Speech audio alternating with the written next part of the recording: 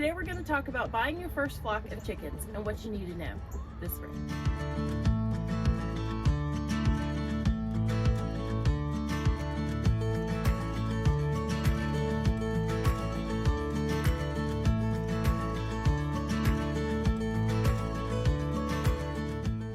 Also in this video, I'm going to share one of my favorite books about chickens. Stay tuned.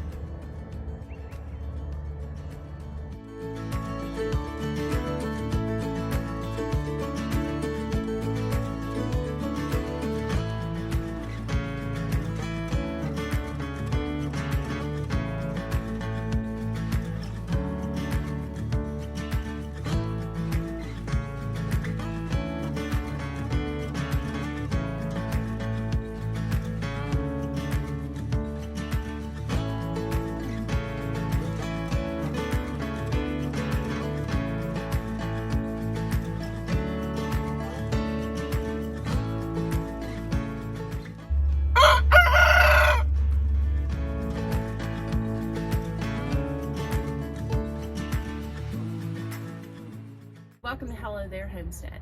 Today I'm going to give you some tips and what I've learned along the way in purchasing your first flock of birds, chickens. Chickens are so fun and they add so much to your homestead. It doesn't matter if you have 20 acres or just less than 1 acre, or even if you live in a neighborhood. As long as the neighborhood is approving of livestock / chickens, you can have your own flock. So the first question you want to ask is, why do you want chickens? Do you want them for eggs? Do you want them for meat birds? Or do you want to breed them? There's a lot of questions to consider.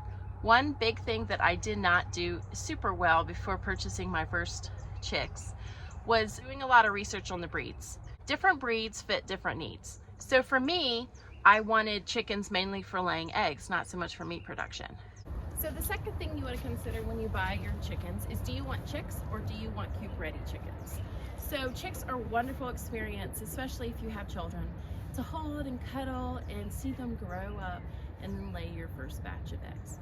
But they do take a lot more maintenance, and there is a chance of them getting more diseases, and even being transported through the mail, you might lose a few. So if you're looking at getting chicks, make sure that you decide, do you want unsexed, which means that they would not be sexed and you would have males and females, including a noisy rooster, on your hands. So if you live in a neighborhood, I would suggest you getting sexed chicks. Then you know you're only getting hens, which can produce your eggs. Now, one thing also to consider is the cost. If you are looking to save some money and get more bang for your buck, I would go for the chicks because they are definitely cheaper. So in my area, they're $5 to $8 a piece for chicks, and you get to pick and choose what kind of breeds you want. Now, if you're looking for more coop ready or almost laying, like pullets, which are female chickens that are almost about to lay their first egg.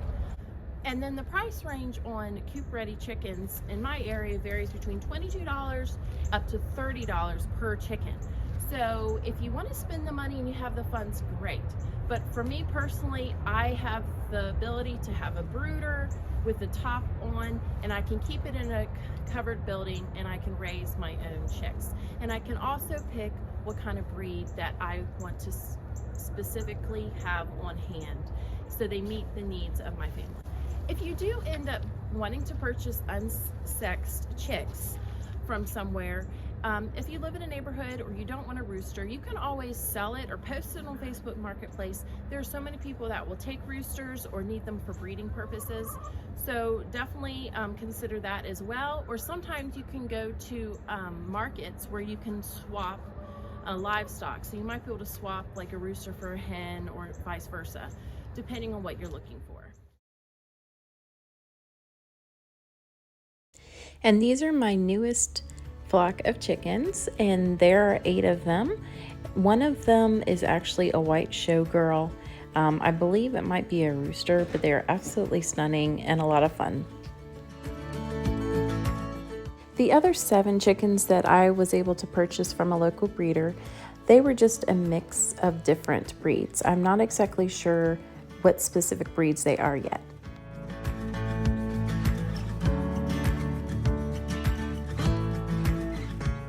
So if you choose to get unsexed chicks, there are actually ways you can tell. You can look at their butt feathers to see if they're a male or female. If they're longer and go up higher, they will probably be a rooster. Another way to tell the sex of the bird is to pull out their wing feathers, and if all the feathers are even and they don't have smaller feathers in between, that means they are a rooster.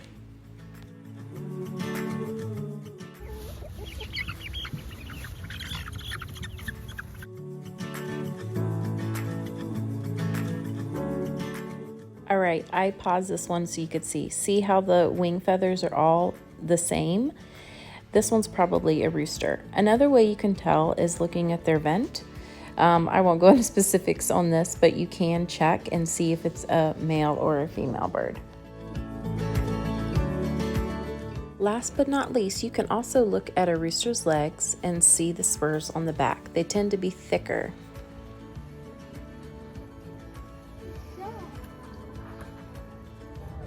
Number 3 is timing for buying chickens. You got to get it right. Some people say you can buy chickens at any point in time, but you have to be ready. So, what kind of coop are you going to build? Are you going to have a stationary coop like this one? Or are you going to have a chicken tractor? Excuse you. Or are you going to have a chicken tractor? Or are you going to put some Premier 1 fencing out and then have a mobile coop so you can move them around to fertilize the pasture? Yes, I hear you. Yes, I hear you. So some homesteaders love to use Premier 1 fencing, which goes out in a pasture like this or in a wooded area. But they put it out in a pasture and then they put a little mobile coop in there. And so the chickens are able to kind of free range, and it protects them from outside predators. The only issue with that you have to consider is hawks and eagles. And they can be predators and swoop down and take your chickens.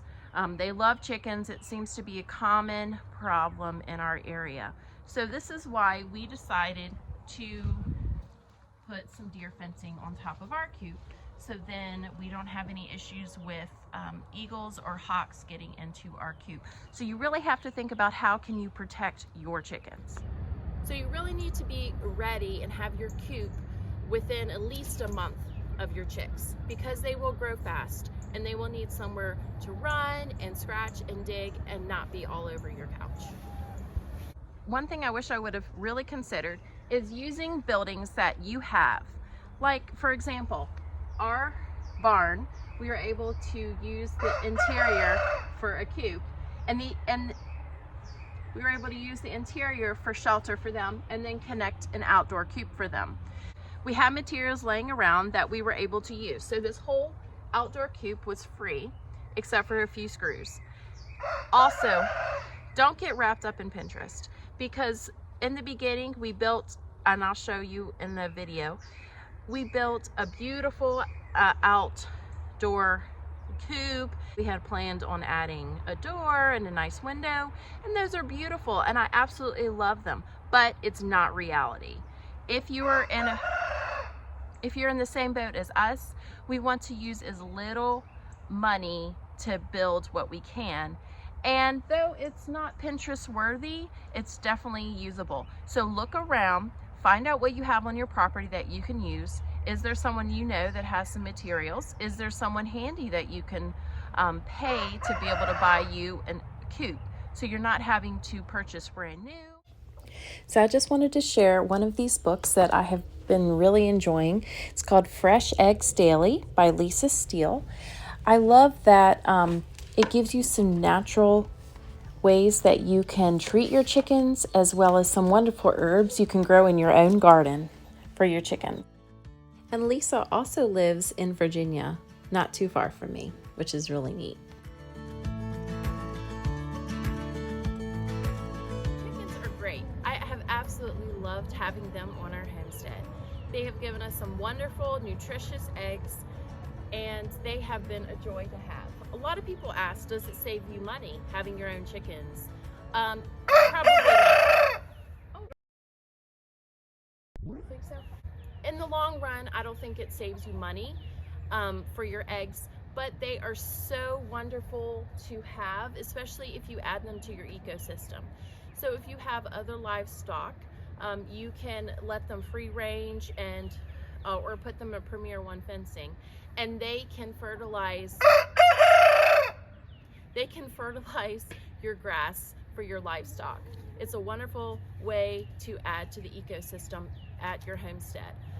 The other thing is too, they are so therapeutic. I love having them around and holding them, and every single one has their own personality.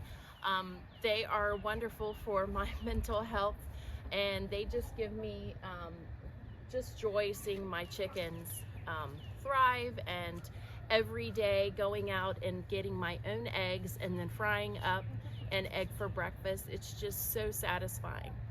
So I hope this helps you and gives you a few tips on purchasing your own flock of chickens. So if you like this content, please like and subscribe. I'm going to have a lot more coming out with nature, DIY, and lifestyle here on the Homestead. See you next time.